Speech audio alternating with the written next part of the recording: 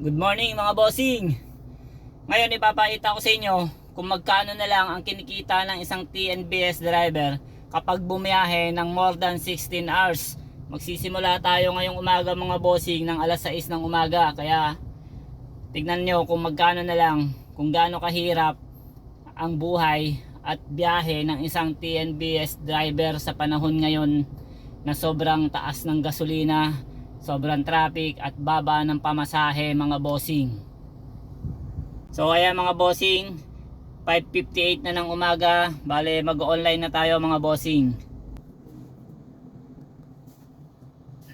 One eternity later. Magandang gabi mga bossing. Bale kakauwi lang natin ng bahay.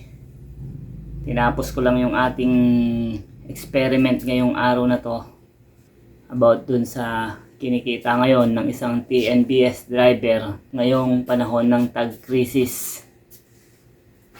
So ito mga bossing, ipapakita ko sa inyo kung magkano yung kinita ko sa loob ng 14 hours.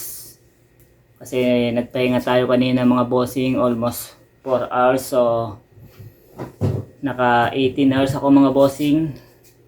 Lahat kasama yung pahinga. I-minus natin yung 4 hours, magiging 14 hours mga bossing. So ito, papakita ko sa inyo mga boss. So ayan mga bossing, yung huling biyahe ko nung Tuesday, 6:04 PM pa lang. Maaga akong umuwi nung Tuesday kasi nag-straight tayo mga bossing. At ito, yung kaninang umaga, 6:10 AM ako naka-pick up. At natapos yan mga bossing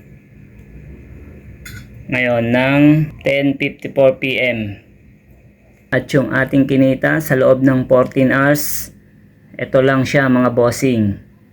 So ayan lang mga bossing yung kinita ko sa loob ng 14 hours ngayong araw na to, sa panahon ngayon ng crisis na sobrang hirap talaga yung biyahe ngayon mga bossing.